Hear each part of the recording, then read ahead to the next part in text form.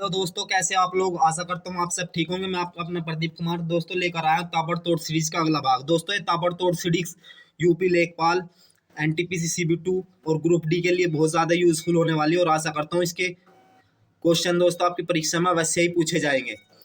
Question दोस्तों बहुत ज़्यादा सिलेक्टेड है और विभिन्न प्रकार की बुकों प्रैक्टिस सेटों से लिए गए हैं और आशा करता हूँ जो आने वाले क्वेश्चन है महत्वपूर्ण क्वेश्चन उठाए हैं मैंने दोस्तों।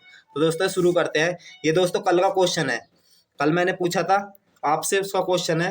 काफ़ी बच्चों ने इसका सही जवाब दिया लेकिन कुछ लोगों को नहीं पता, उनके लिए जरूरी है। प्रश्न, औरंगजेब जो एक मुगल सम्राट था निधन किस वर्ष हुआ? तो दोस्तों देखिए 1707 में उसका निधन हुआ था। प्रश्न, वायुमंडल की वह परत जहां तापमान प्राय एक समान है कहते हैं? तो दोस्तों देखिए तापमान प्राय एक समान रहता है सौरमंडल में। अगर दोस्तों 10 किलोमीटर और अंटार्कटिका पर 16 किलोमीटर तक फैला है ये सौरमंडल, यहाँ तापमान हमेशा एक। कौन था जो तक्षशिला में विद्रोह दबाने में असफल रहा और उसके छोटे भाई अशोक को यह जिम्मेदारी देकर वहां भेजा गया? तिस्सा, सुसीम, नेमित, सारीपुत्र। तो दोस्तों बिंबिसार का बड़ा पुत्र सुसीम, यह सफल रहा था दोस्तों तक्षशिला विद्रोह दबाने में। उसके बाद अवंती के राज्यपाल अशोक को वहां भेजा गया था।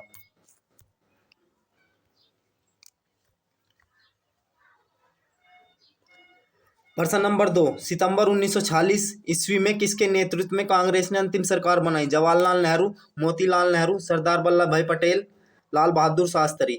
तो दोस्तों देखिए 2 दिसंबर 1946 ईस्वी में जवाहरलाल नेहरू के नेतृत्व में अंतिम सरकार बनाई थी। तो इसका सही आंसर होगा दोस्तों जवाहरलाल नेहरू। जवाहरलाल नेहरू के नेतृत्व में बनाई थी अंतिम सरकार।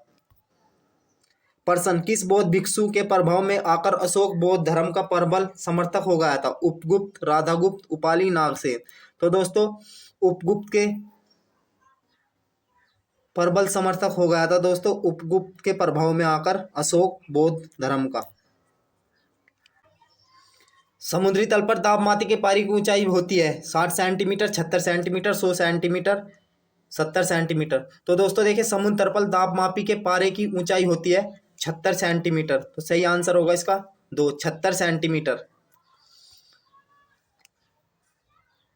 प्रश्न, दाब में पाठ्यक्रम कम होने से पूर्व सूचना मिलती है? वर्षा होने की, तूफान आने की, सामान्य मौसम की, सूक्ष्म मौसम की। तो दोस्तों देखिए अगर दाब में पाठ्यक्रम कम होने लगता है तो तूफान आने की संभावना होती है। सही आंसर है 2, तूफान आने की संभावना। दाब का मात्रक है newton metre, kilogram joule, newton metre पर। बहुत क्वेश्चन बहुत फेवरेट है एग्जामिनर का, बहुत ज्यादा पूछा जाता है। तो न्यूटन बटे मीटर वर्ग है। किस वस्तु को जल में पूर्णतः डुबोने पर उस पर लगे उत्प्लावन बल बराबर वस्तु का भार? अतः इसका मतलब है दोस्तों उत्प्लावन बल भी है और वस्तु के भार के बराबर लगा है जो बल है। तो वस्तु जल में डूब जाएगी, वस्तु सतह पर तैरेगी। वस्तु दोस्तों कुछ डूबी हुई तैरेगी, वस्तु सतह के नीचे पूरी डूबी हुई तैरेगी। तो इसका सही आंसर होगा 4, वस्तु सतह के नीचे पूरी डूबी हुई तैरेगी। प्रश्न, कार्बनिक यौगिक है NH4, 2SO4, C2H6, NaCl, CO2। तो दोस्तों कार्बनिक यौगिक है NaCl। नहीं सॉरी दोस्तों NaCl नहीं है, NaCl कार्बन यौगिक नहीं होता। यह दोस्तों C2H। इसका सही आंसर होगा दोस्तों 2, C2SH।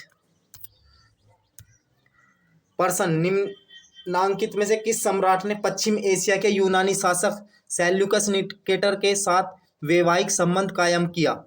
चंद्रगुप्त मौर्य, बिंदुसार, अशोक, दशरथ। तो दोस्तों इसका सही आंसर है चंद्रगुप्त मौर्य। दोस्तों सेल्यूकस निकेटर की बेटी कार्निया से शादी की थी। प्रश्न, कार्बनिक यौगिक में श्रृंखलाएं होती है ऑक्सीजन की, कार्बन की, नाइट्रोजन की, हाइड्रोजन की। तो दोस्तों कार्बनिक यौगिक में श्रृंखलाएं कार्बन की होती है। सही आंसर है 2, कार्बन की। प्रश्न, उष्ण उपोष्ण उच्च वायुदाब में विषुवतरेखीय निम्न वायुदाब की ओर चलने वाली पवनों को क्या कहते हैं? सामांगी पवने, पछुआ पवने, ध्रुवीय पवने, मानसूनी पवने। तो दोस्तों इन्हें कहते हैं सामांगी पवने। उस धारा का नाम बताइए जो अटलांटिक महासागर में फ्लोरिडा तट से पश्चिम यूरोपीय तट पर चलती है? Gulf Stream, California, Kuroshio, Kuril. तो दोस्तों गल्फ स्ट्रीम चलती है फ्लोरिडा के तट से पश्चिम यूरोपीय तट पर। जैव शक्ति के सिद्धांत का अंत करने वाले वैज्ञानिक का नाम है Newton, CV Raman, volar, Dalton. तो दोस्तों जैव शक्ति के सिद्धांत का अंत करने वाले वैज्ञानिक थे वोल्हर। कार्बनिक यौगिक की अधिक संख्या होने का कारण है कार्बन की अधिक क्रियाशीलता, कार्बन की परिवर्ती संयोजकता, कार्बन की सहसंयुक्त बंध बनाने की क्षमता, कार्बन परमाणुओं के आपस में जुड़कर श्रृंखलाएं बनाने की अद्वितीय क्षमता। तो इसका सही आंसर होता है दोस्तों कार्बन यौगिक की अधिक संख्या होने का कारण होता है कार्बन परमाणुओं के आपस में जुड़कर श्रृंखला बनाने की अद्वितीय क्षमता। तो सही आंसर है 4। मानव शरीर की रचना का पता लगाने वाले प्रथम वैज्ञानिक थे एड्रियास विसेल, गेलेन, लेमार्क, न्यूवे हाक। तो दोस्तों मानव शरीर की संरचना का पता लगाने वाले प्रथम वैज्ञानिक थे दोस्तों एड्रियास विसेलियस। देखिए दोस्तों ये आंसर है एड्रियास विसेलियस, लेकिन इससे पहले एक क्वेश्चन ऐसा ही है, शायद मैंने उसका आंसर गलत पढ़ा दिया है दोस्तों। इसका सही आंसर दोस्तों ये होगा William Harvey. William Harvey, William Harvey सही आंसर है दोस्तों इसका।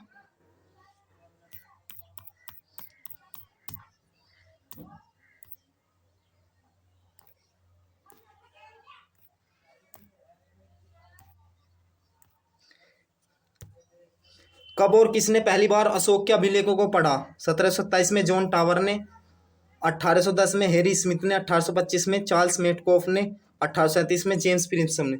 तो दोस्तों अशोक के शिलालेख को प्रथम बार पढ़ा 1837 में जेम्स प्रिंसेप ने। जीव विज्ञान की शाखा जिसमें जीवों के वर्गीकरण का अध्ययन होता है अनुवांशिकी, कोशिकी, वर्गीकी, जीव रसायन। तो दोस्तों जीव विज्ञान की शाखा जिसमें जीवों का वर्गीकरण का अध्ययन होता है उसे वर्गीकी कहते हैं। जीव विज्ञान की वह शाखा जिसमें वंशगति का अध्ययन होता है कार्यकी, उद्विकास, यूजेनिक्स, अनुवांशिक। तो दोस्तों वंशगति का अध्ययन होता है अनुवांशिकी में। जलीय समीरें कब चलती है? रात्रि, दोपहर, दिन, शाम। तो दोस्तों जलीय समीर दिन में चलती है, जलीय समीर दिन में चलती है। वायु किधर से किधर चलती है? अधिक वायुदाब से निम्न वायुदाब की ओर, निम्न वायुदाब से अधिक वायुदाब की ओर, अपने से बाईं दिशा की ओर, अपने से दाहिनी दिशा की ओर। तो दोस्तों वायु जो है अधिक वायुदाब से निम्न वायुदाब की ओर चलती है।